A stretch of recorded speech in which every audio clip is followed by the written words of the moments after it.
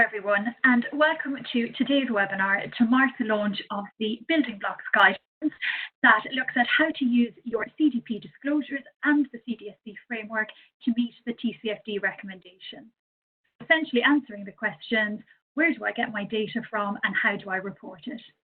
I'm thrilled to welcome such an esteemed and diverse group of speakers here today, including Marty McBride from CDSB, who's the Managing Director here, Sue Howells, the Chief Operating Officer at CDP, Tatiana Buldreva, who is a Technical Manager at CDP, and also David Astley, who's my colleague and Senior Project Officer here at CDSB. So before we jump into the sessions, I'd like to take this opportunity to run through some short housekeeping. We will be taking questions and answers at the end of this session, so we encourage everyone to submit your questions throughout both sessions by using either the chat function or the Q&A function. To activate these, you can click the little speech bubble on the bottom of your screen. Also, you can press the three dots icon and select Q&A from the top left-hand side. Both of these will then appear on the right-hand side of your screen. And please don't wait until the end to submit your question. We will be taking them throughout.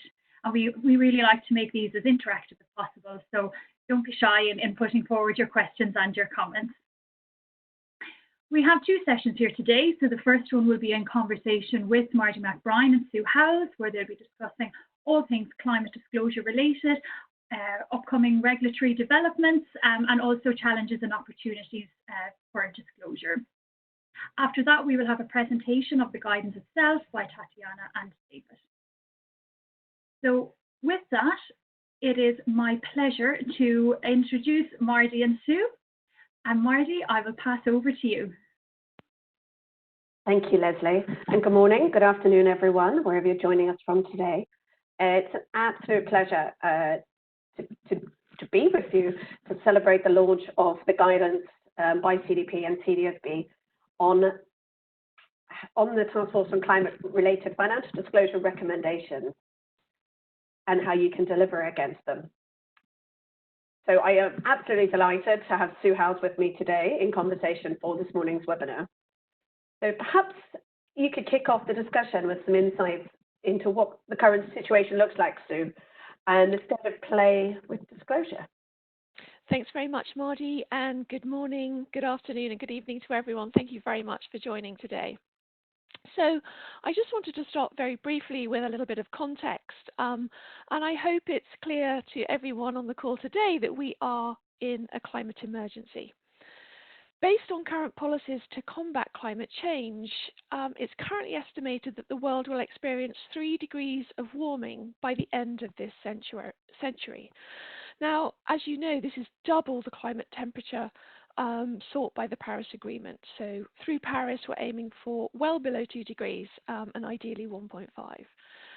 Significantly, carbon emissions continue to rise, which is extremely concerning. And that is notwithstanding the current blip that we're experiencing due to the coronavirus crisis. So to achieve the ambitions of the Paris Agreement, it's estimated that an annual 7.6% reduction in emissions is required from this year, so from 2020. And what this means is fundamental structural changes to the global economy. So, I think it's clear, and I'm sure many of you know as much, if not more about this than I do, but the situation is pretty stark. Companies and investors really face significant risks, both by taking action, but also from inaction. So to limit warming to 1.5 degrees, there are transition risks from the required policy and regulation. For example, the introduction of carbon taxes, as well as from technological developments and reputational impacts. But in contrast, if companies and investors fail to act and temperatures continue to increase, then we will need to contend with ever greater physical impacts of climate change, such as the many extreme weather events that we're increasingly witnessing, whether it's droughts, floods, forest fires, but also ecosystem transformations and sea level rise. So I'm not going to say any more about the science and where we are, but I want to just turn briefly, before we get into the real meat of the session, just to update you on the state of play and the importance of disclosure. And for those of you on the call today, you may not be familiar with CDP. We provide a global platform for disclosing entities, whether you are a company, an investor, a city. And we collect and organize data and provide it in a structured, consistent, compatible, TCFD-aligned form to the market. And we've been doing this for a long time. This is our 20th year. So CDP was launched back in the year 2000. And we're working very closely with CDSB to really move forward in terms of the disclosure of climate-related financial information, primarily because it allows for the proper pricing of these risks and effective allocation of capital. So corporate disclosure is key. It's a catalyst for driving change and realizing the ambitions of the Paris Agreement. And really, it's paved the way for the creation of the Task Force on Climate-Related Financial Disclosures, the TCFD, and its 11 recommendations. And without going into a lot of detail, these recommendations that have been incorporated into the CDP questionnaire are designed to solicit decision-useful and forward-looking financial information from companies relating to risks and opportunities posed by climate change. And this applies across geographies and sectors.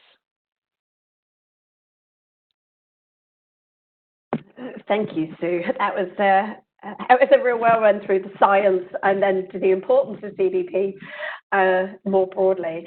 So now let's sort of hone in on and focus on the TCFD itself.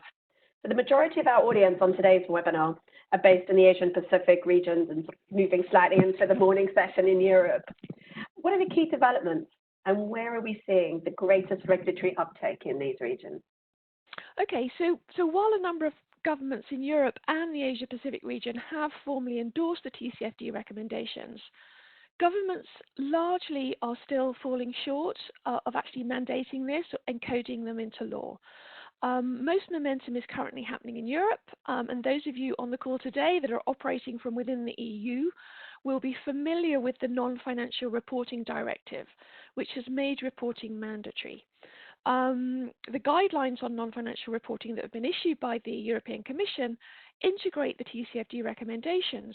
The guidelines, however, are voluntary.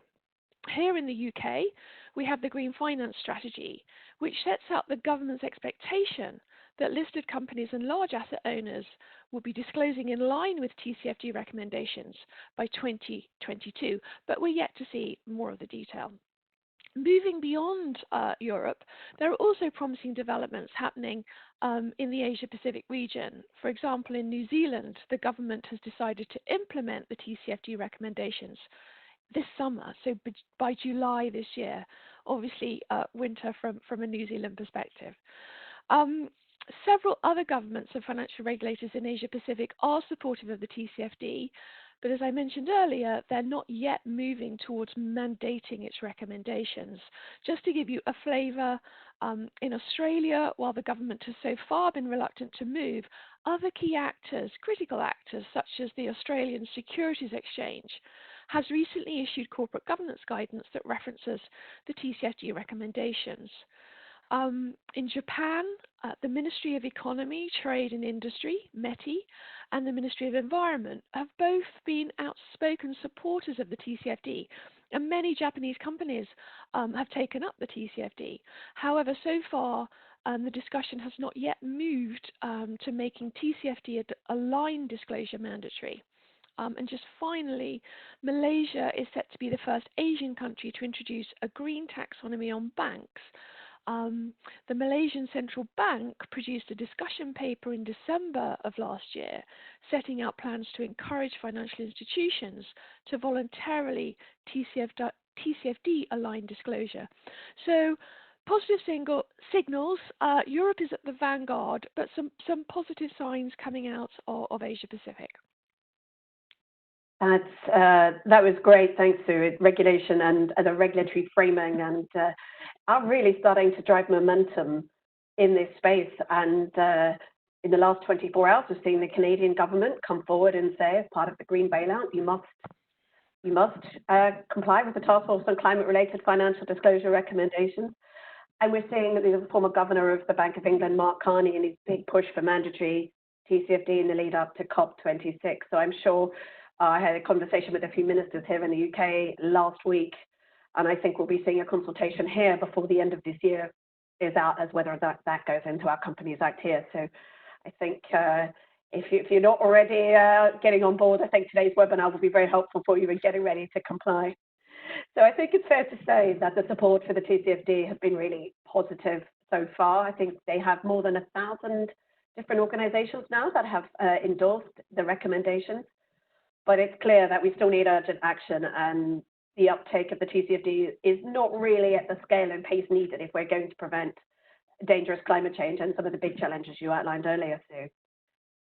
And taking action earlier, and we know this from all of the years of work that you have done at CDP, Sue, it certainly is advantageous for our companies. One of the benefits we've seen of TCFD disclosure at CDSB is that it helps strengthen governance and risk management on climate and other ESG-related issues. It also gives a bit of internal muscle to help move these issues forward internally that sometimes you didn't have before. What are the benefits you're seeing, Sue, of disclosure and implementing the TCFD recommendations? No, thank you, Marty. And as you say, we have been working on disclosure for many, many years, and I think it's really critical to be able to highlight to companies, what those benefits are, because we do also understand that this takes a lot of time, it takes a lot of effort across the whole organization. It's not just, a simple flick of the switch. We do really recognize and thank those companies that are already disclosing, and would it really encourage new companies to come forward. And I just wanted to go through, just in a little bit of detail, 5 key benefits to disclosure. And I think it's really important to be able to articulate these clearly. So the first one is around protecting and improving your company's reputation. I think we're all feeling this, that there is increased concern about environmental issues. And this has increased dramatically, especially in very recent years. And this is not only in the business world, but we've seen this within the public, within civil society, within our children.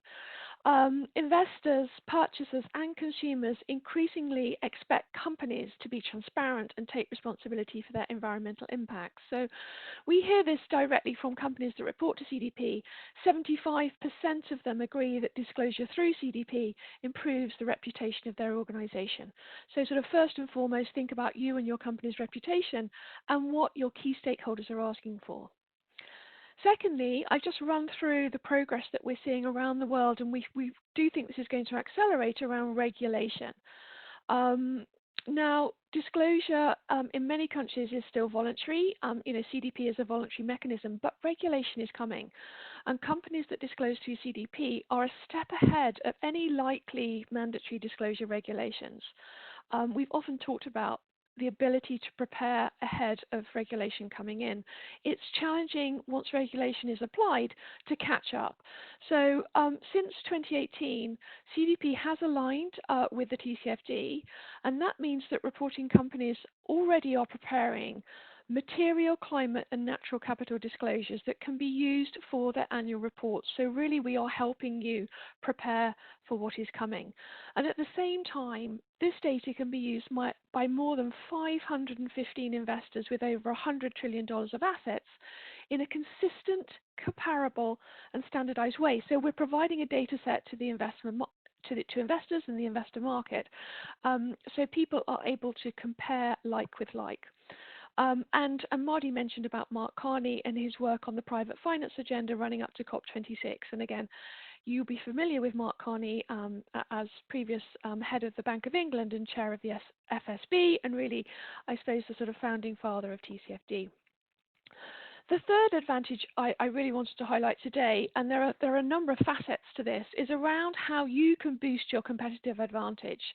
The first element of this I wanted to reference was how environmental transparency correlates with financial success. It's easy to say, but we actually have got proof here in that CDP's climate A list, so those companies that are really performing strongly in this area, they are a critical component of a stocks index. It's called the Global Climate Change Leaders Index, and this index has outperformed its benchmark index by over 5% per year between December 2011 and December 2019. So this is not just 1 year, 2 years of performance. Over 8 years, consistently, we have seen that those companies already transparent, disclosing, taking action, are actually seeing financial success. The second element around competitive advantage is around procurement. And a big part of what CDP does is work with very large customers and their supply chains. And 95% of respondents to a recent survey with major purchasing organizations says that they are using environmental metrics, including CDP data, with their procurement processes. So if you are supplying a large purchasing organization, you are going to increasingly be asked for this information. And we found this as a critical driver for our work in China. And then finally, on competitive advantage, I wanted to touch on improved access to capital. So companies that disclose through CDP ranked 19 percentiles better than the average company in their ability to access capital. And this finding came from a study that was carried out last year by a Canadian ESG consultancy, Milani. So just a number of elements here around doing this is actually good for you and it's good for your business and can give you competitive advantage. Two further benefits I wanted to touch on. Fourthly, uncover risks and opportunities. So only by going through the process of disclosure can a company identify the risks, start managing those risks and mitigating those risks, but also identify opportunities that climate change presents. So a group of the world's biggest companies that report to CDP have valued the climate risks to their businesses at almost $1 trillion US. And they've also said that many of these risks are likely to hit within the next 5 years. So they are current and they are coming. But it's also important to recognize the flip side in that in terms of climate-related opportunities, these are seen as even greater, in fact double, over $2 trillion of opportunities are out there, and these are mostly related to the demand for new low-carbon products and services. So by reporting, by going through this process of measuring and managing, you can uncover risks and identify opportunities. And then just finally, you have an ability to sort of track and benchmark your progress. You can track it both for an internal perspective, but also externally. So our disclosure system allows you to benchmark your environmental performance against your industry peers and to receive feedback on your progress each year.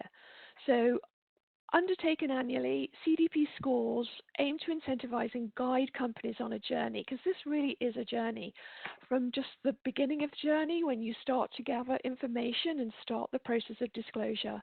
That then leads to awareness. You're then able to manage your risks and take those opportunities. And the final stage is leadership, and that is communicated through our CDP A list, so those companies achieving an A grade. These annual scores are shared with our investors and major purchasers.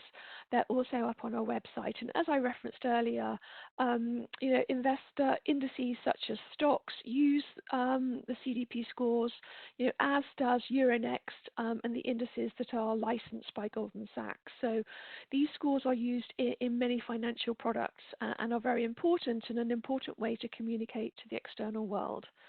So sorry, Marty, that took a little bit longer than normal, but I felt it was really important to get those critical benefits over. No, that's fine, Sue, and it sounds like a bit of a no-brainer to me, actually. So thank you for running through them all. And just so everyone does know, these webinars will be recorded and made available. So if any of the statistics that Sue just went through are of particular interest to you, we'll make sure that we publish these as well as part of the feedback and make it available online. So as you mentioned a bit earlier, Sue, CDP aligned its disclosure platform to the TCFD. And with the latest round of disclosure complete, what trends are you seeing emerge? Well, I'd like to just sort of highlight 3 trends that we've seen emerging that I hope will be of interest and relevance here today at our webinar. The first one is increased disclosure in Asia Pacific. Now, in 2019, CDP had almost 8,500 companies disclosing. And from a regional perspective, I think for the first time, the largest proportion were based in Asia Pac. So around 2,500 of those disclosing entities were based in the Asia Pacific region. And typically, I've done these presentations for many years, and we would normally reference Europe leading the way, followed by North America. So it's really quite a significant new trend that Asia is really understanding the issues, understanding the importance of disclosure and taking action. Out of interest, over 800 of those were from China, headquartered in China. And again, it's an area where traditionally we have seen relatively low levels of disclosure. But China is really taking on board the issue. And it's closely followed by Japan in terms of statistics within Asia Pac. So I think that's an interesting trend that I wanted to share with you this morning. The second one is around the increased adoption of science-based targets. In order for us to align with the Paris Agreement and keep warming to 1.5 degrees, we really do need companies to set ambitious emissions reduction targets that align with the science. And CDP has been working on this for a number of years now. We are part of the Science-Based Targets Initiative, where we currently have a total of almost 900 companies, 876 companies. 511 of those have committed to setting a science-based target, and 365 have approved targets in place. So these really are the groundbreakers, these really are the leaders, and if you haven't already considered setting a science-based target, I would really encourage you to look at this in more detail. It's not easy, it's challenging, but again, we can help and support this process. And then thirdly, there really has been an increased focus on the financial services sector, and I think this is very much driven by the TCFD, but I think it's also in recognition that this sector does hold the key to shifting capital into low carbon technology and sustainable business. And right from the outset of our work at CDP, we've had that aim to shift capital, and to do that, we really need to engage the financial sector. And on the back of this increased interest, what we're doing at CDP is we're launching a new financial services sector questionnaire this year. We've just recently kicked off our 2020 disclosure cycle, and so this is a new edition. And we're doing it really to address the vital data gap on indirect emissions from the sector, which has been highlighted by the TCFD. CDP data indicates that if all financial services companies were to disclose on their indirect or scope 3 emissions that they finance in the wider community, the sector's emissions would be 69 times higher than the current known level. Now that's a pretty interesting statistic. For many years, we have financial services companies respond to CDP, but that's been focused on really their own operations and their direct emissions. Out of almost 300 financial services companies that disclosed through CDP in 2019, less than a fifth, only 19%, reported a figure for the emissions they financed through their investments. With this data, financial services companies themselves can gain clarity to inform their action on the transformation needed and really improve market understanding of the challenge. So just to recap, really increased disclosure and action taking place in Asia Pacific, a move from companies to really set targets that are ambitious and in line with science, so a science-based target, and then increased focus on the financial services sector. Thank you, Sue. That was very clear. I think from a CDSB perspective, and in the CDSB team, we power the TCFD Knowledge Hub on behalf of the TCFD Secretariat.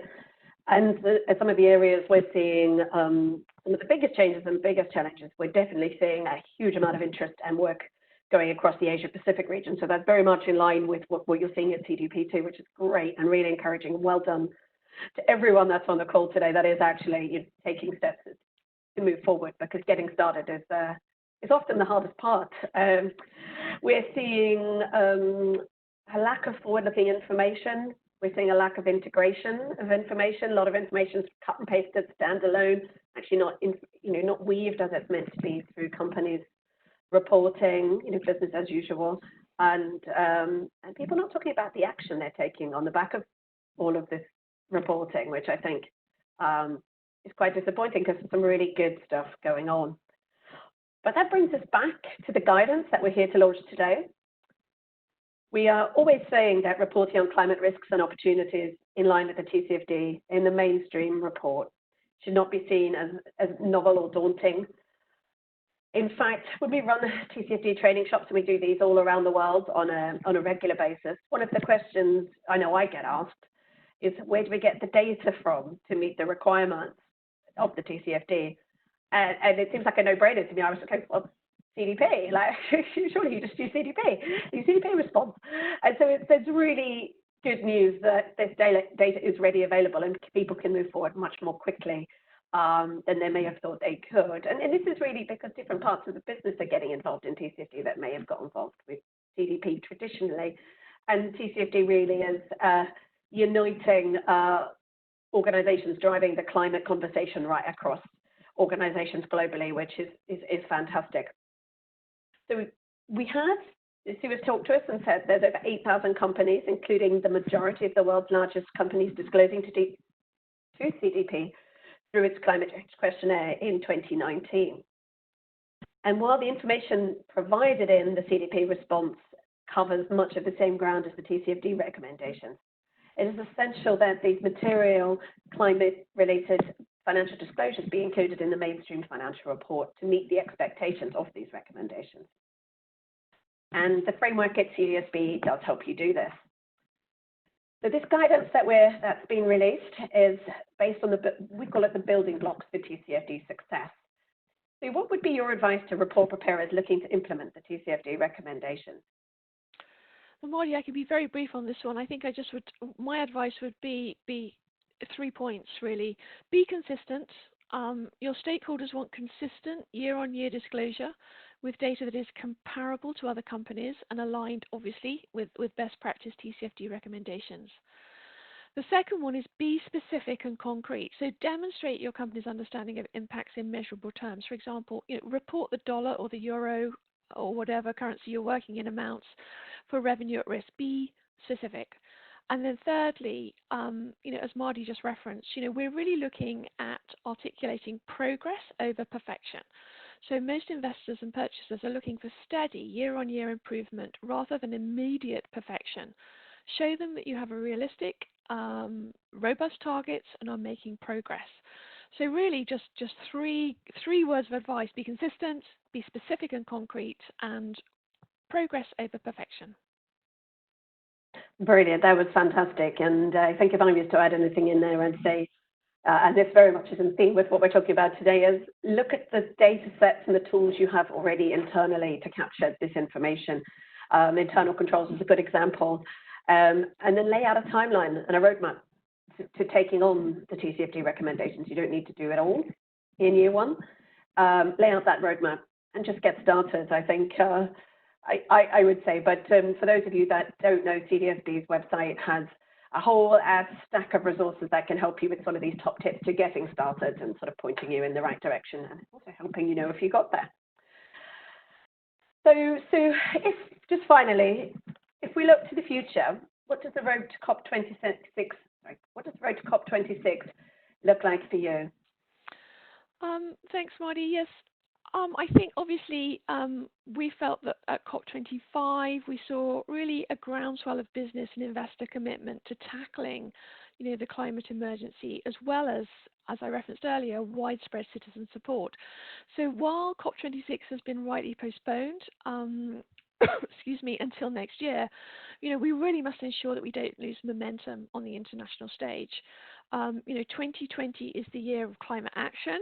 For countries to bring forward enhanced emissions reduction, adaptation and finance plans for this year under the terms of the Paris Agreement through the so-called ratchet mechanism. Governments and companies, they must maintain and strengthen their commitments under the Paris Agreement. It does remain the best multilateral instrument to accelerate emissions reductions, to ensure that we get a just transition and to reduce the economic risks from climate change.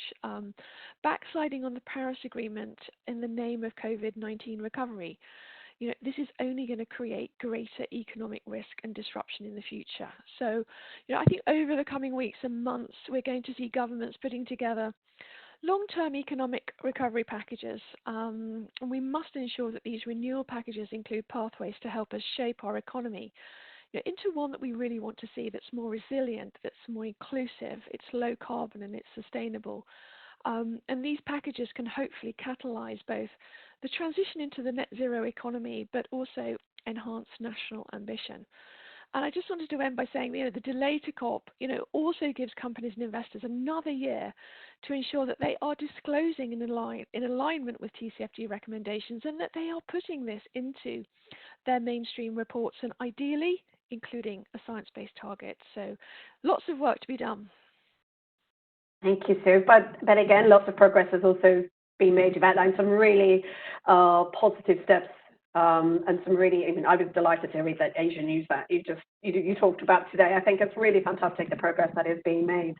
And for those of you that know me well, I love action. I love practical things that help move this space forward. So thank you for joining me today to launch a really practical, helpful tool to the market using both our organization's work, Sue, and for your time and your brilliant insights. So thank you again. And please, everyone, keep posting your questions in the chat. And I'm going to hand back to our facilitator, Leslie. Thank you very much. Oh, thank you both very much, Marty and Sue. Such fascinating insights.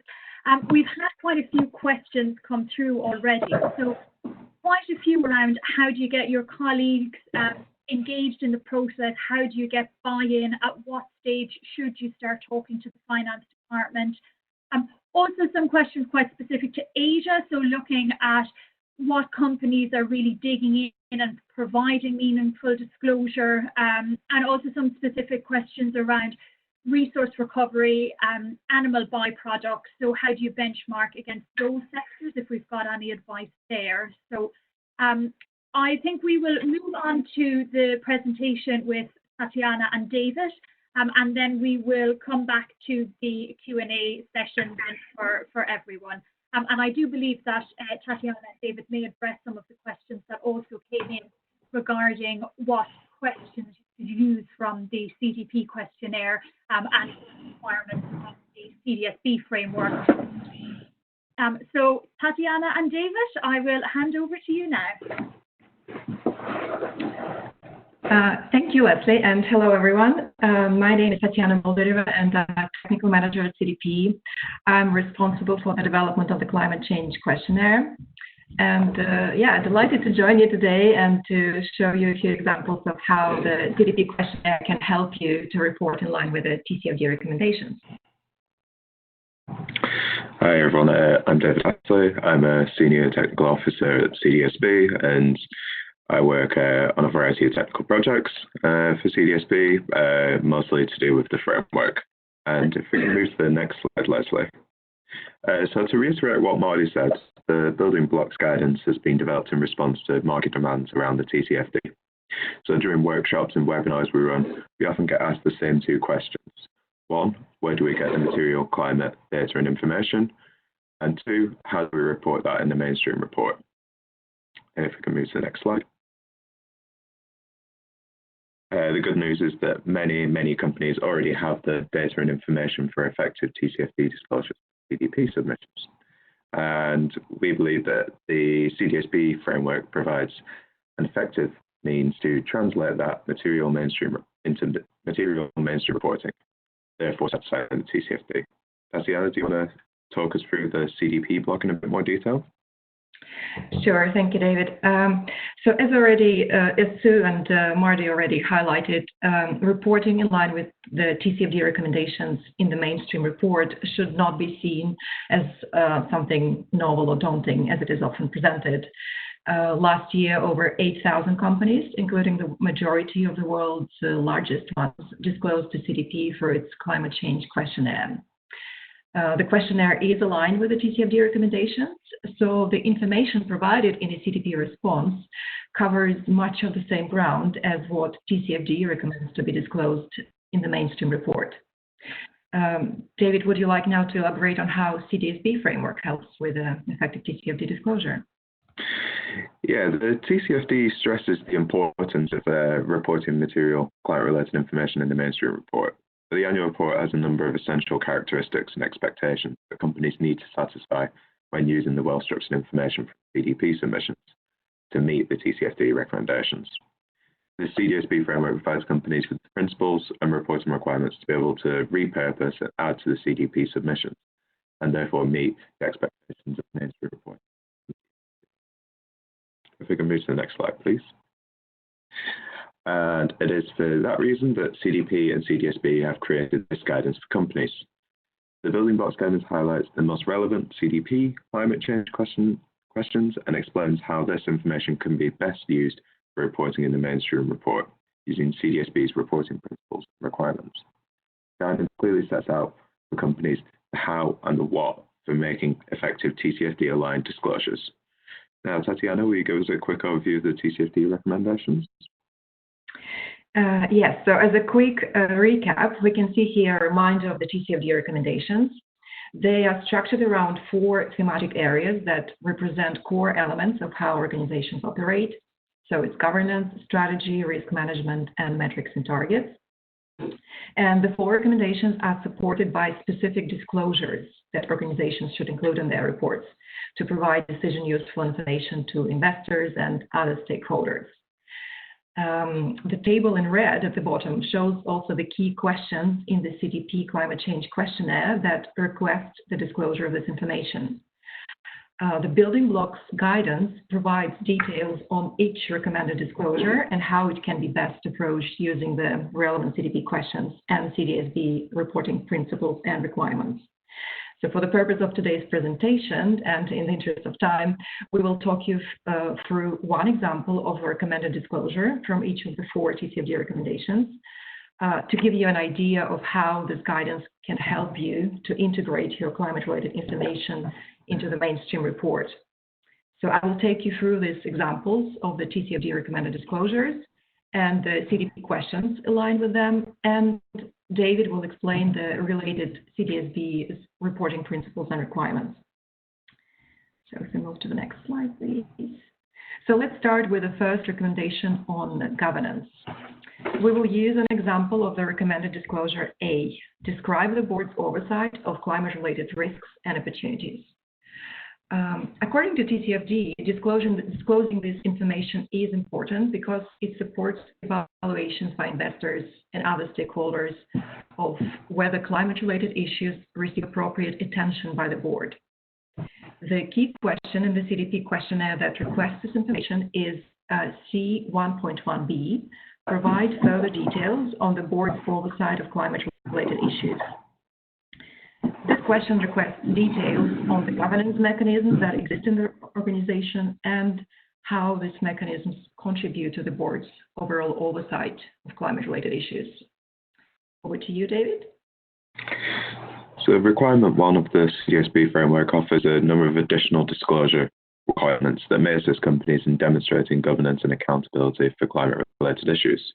This could be explaining the internal or external resources drawn on, the number of meetings that discuss climate-related risks and opportunities, or the frequency of updates on strategy and targets. In addition, when repurposing the CDP disclosures, the building block guide offers that companies must ensure that it is properly connected and integrated with existing governance disclosures, following the third principle of the framework. In doing so, companies should also be wise to Principle 5 of the CDSB framework, making sure that the need for balance and detail and clarity is met. For instance, diagrammatic approaches to identifying responsibilities and pathways of accountability for climate-related issues may be beneficial. Now let's move to the strategy example. So here, if we move to the next slide, please. So here we'll look at the example of the strategy recommended disclosure A, which asks to describe the climate-related risks and opportunities that the organization has identified over the short, medium, and long term. This information, and in particular the potential impacts of the identified risks and opportunities on the organization's strategy, is used to inform investor expectations about the future performance of an organization. There are a number of questions in the CDP questionnaire that allow you to disclose all this information, and they are listed here on the left-hand side. Among the key strategy disclosures, according to TCFD, is a description of what companies consider to be the relevant short, medium, and long-term horizons, taking into account the specifics of their business and the useful life of their assets. And this information is reported through question C2.1a in the CDP climate change questionnaire. TCFD also recommends to include a description of the specific climate-related issues for each time horizon that could have a material financial impact on the organization. CDP requests this information in questions C2.3a and C2.4a. These questions allow companies to provide details on the risks and opportunities identified over various time horizons, their potential financial impacts, and also what actions companies take to respond to risks and to capitalize on opportunities. David, would you like to take us through the related CDSB principles and requirements? Yes, thanks. Requirement 3 of the CDSB framework similarly asks companies to disclose the material risks and opportunities identified over different time horizons. And the framework sets out what's expected from companies in terms of the detail, in terms of detail and the nature of the risks and its business implications. When using CDP disclosures, though, the building block paper advises that companies must ensure that disclosed risks and opportunities meet the materiality definitions used in the mainstream report. Principle 1 of the CDSB framework offers a two-step process to assist companies in such decisions, offering report preparers a suite of tests to distill down the most material information. In addition, when preparing information for disclosure in the mainstream report, it should be remembered that climate-related risks and opportunities can be highly uncertain and depend on many different factors outside the control of companies. For this reason, when using the CDP responses, the paper draws attention to CDSB's second principle, faithful representation. So as to ensure that the key uncertainties and assumptions are explained in the mainstream report and that investors can appropriately respond. I'll pass now back over to Tatiana to start discussion of our third example. So another important area of the TCFD recommendations is risk management.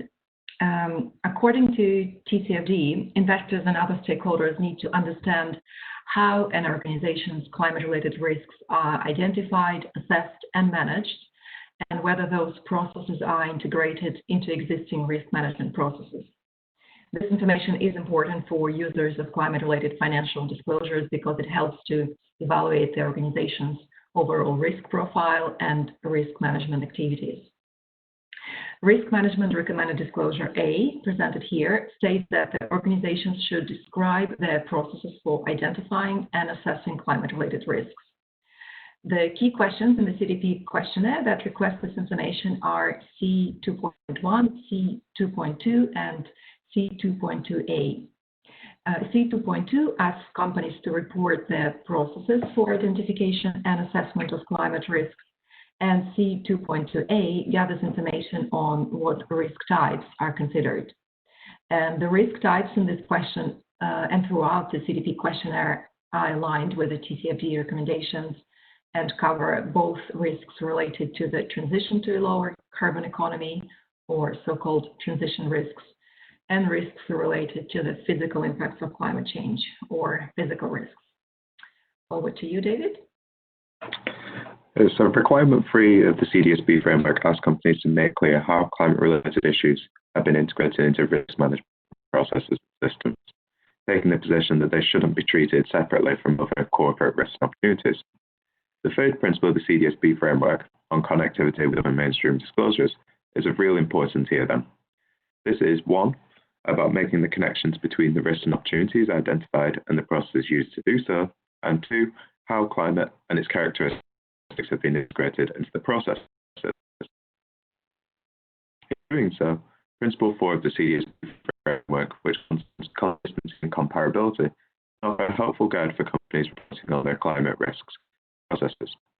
In reporting in the mainstream report, how differences inherent to the risks, for example, timelines, impact, have been integrated should be rationalised for report users. And if pass back over to Tatiana for our final example. Yes, and finally, the fourth area covered by the TCFD recommendations is metrics and targets. TCFD highlights the importance of access to the metrics and targets used by a company to assess and manage relevant climate-related risks and opportunities. And this is important for several reasons. It allows investors to better assess their organization's potential risk-adjusted returns, ability to meet financial obligations, general exposure to climate-related issues, and progress in managing or adapting to those issues.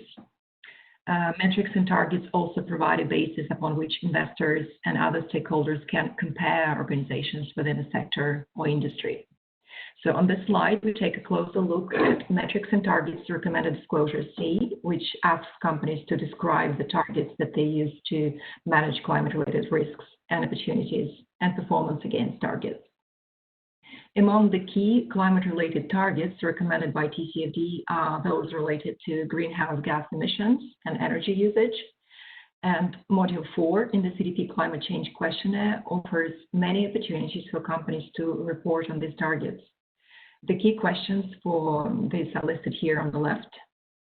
The questions are quite detailed and structured, so you can report on both absolute and intensity targets that cover emissions, energy use, or any other climate-related targets. The questions allow you to provide all the key data recommended by TCFD, such as base year from which progress is measured, timeframes over which the target applies, and of course, the current status and how much has been achieved already. David, would you like to explain CDSB's principles and requirements that should be applied for this disclosure? Sure. In fitting these material CDP disclosures into the mainstream report, companies again must think about how their targets and timelines speak to and respond to the risks and opportunities identified and the strategies developed in response.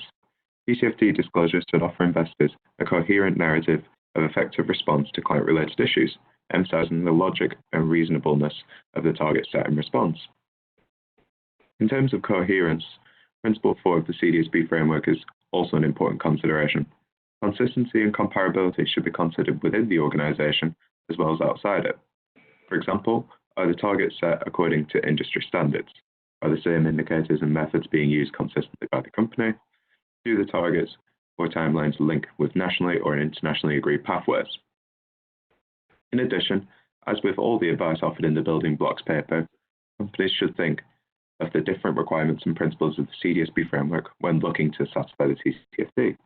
Each company will need to draw on different lessons and learnings when formulating the most effective and efficient disclosures. And now if we can move on to the next slide. There are 4 further overarching issues that companies should be considerate of when translating their CDP responses into mainstream TCFD-aligned disclosures that we draw attention to in the building blocks paper. First, as has been noted, the mainstream report is governed by materiality. When repurposing CDP disclosures, companies must apply the lens of relevance and materiality to ensure that the report doesn't become cluttered with immaterial information. Principle 1 of the CDSB framework offers companies some tests to help determine what is material for climate-related disclosures.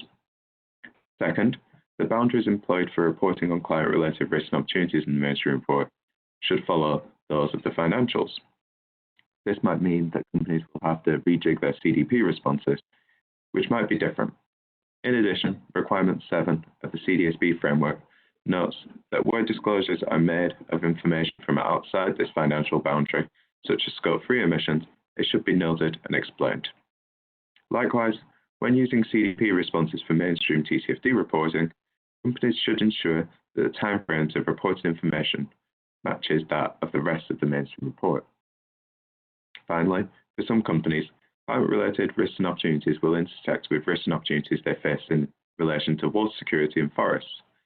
In those cases, the information in the CDP Forest and Water questionnaires responses may further assist in effectively reporting against the TCFD in the mainstream report. In the annex of the building blocks paper, we offer an illustrative set of relevant questions to guide companies. We'll now hand back over to Leslie for the Q&A.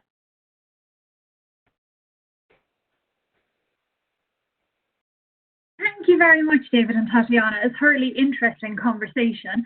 And just to confirm that the building blocks guidance is now live. We successfully launched it yesterday. So you can find that on both the CDSB and the CDP website. We'll also follow up to all of the attendees of the webinar with a link to download the guidance, and we'll also send you a copy of the recording and the slides. So that does leave us some time now for our questions and answers. We've had quite a few come through, so we will try and do our best to get through as many as possible.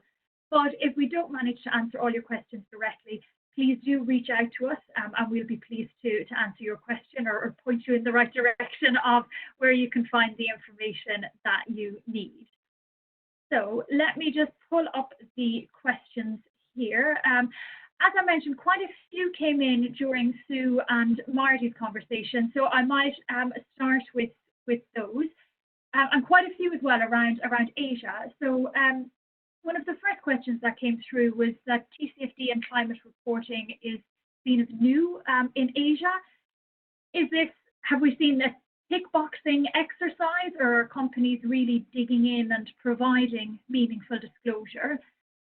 And in the case of companies who may have not begun with reporting, what is a good starting point for them? And a question that we get asked time and time again, are any examples of good practice or any companies within the Asian sector that you think are doing specific elements of reporting well?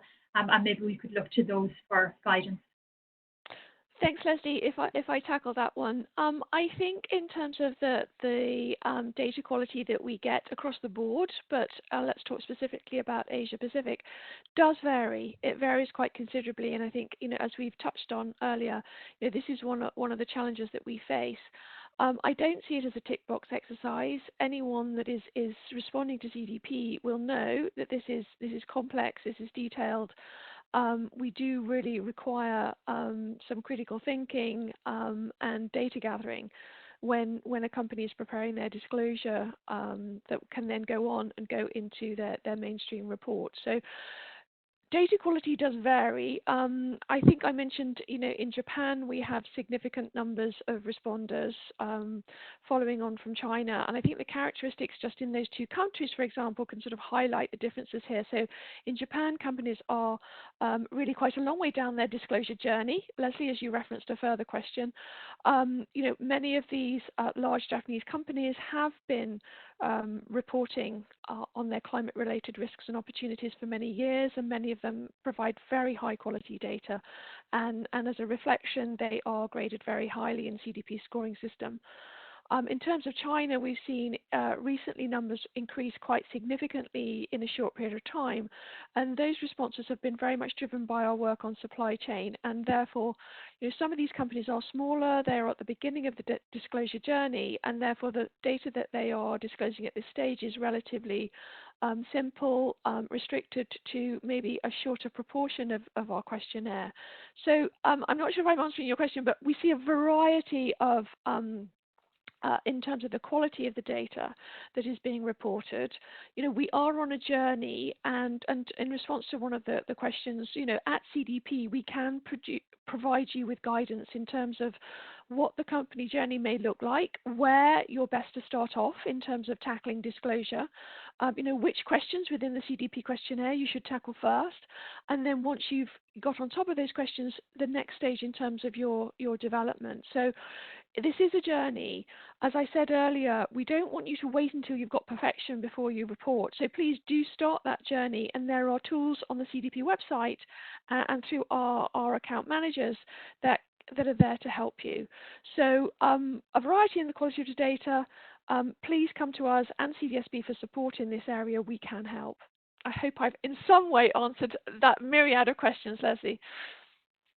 And just to sort of add to that, the question is spot on. We are seeing largely a box-ticking approach. People are cherry-picking what they are putting in their annual report to date. It's not necessarily meaningful, it's not necessarily connected, and it's not necessarily telling the story about how the business creates and sustains value over the short, medium, and long term. We are, however, seeing some good examples of some of the buckets of TCFD. So some really good risk reporting, for example, and Fujitsu does a great job of doing that. scenario analysis for the Asia Pacific region. Commonwealth Bank of Australia does that well.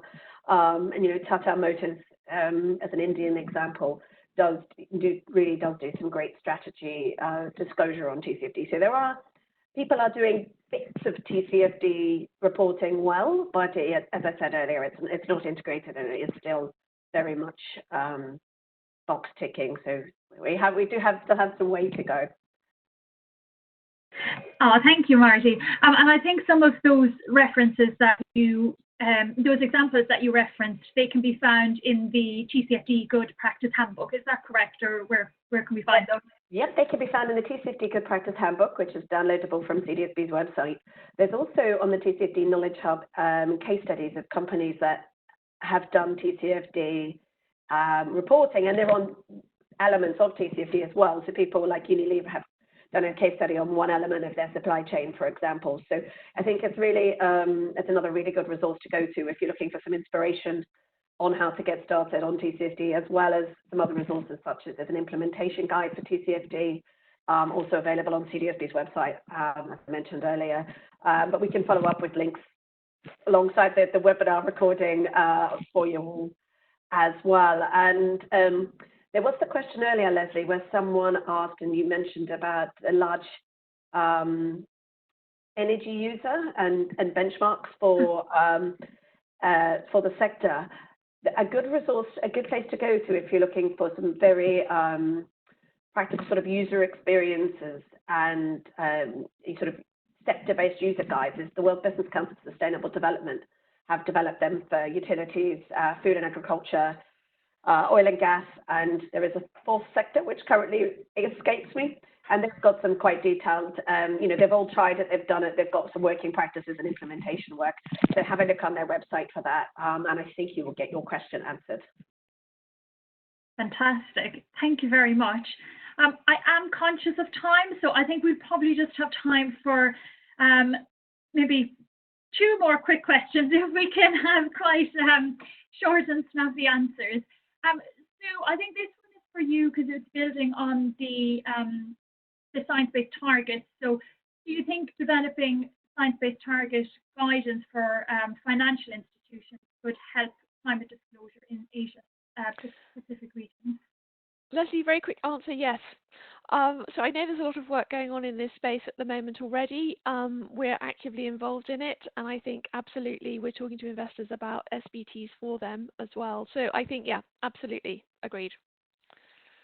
Perfect, thank you. And then maybe just a quick fire round, and this is something that comes up constantly during our webinars and again today about gaining buy-in, getting the teams on board.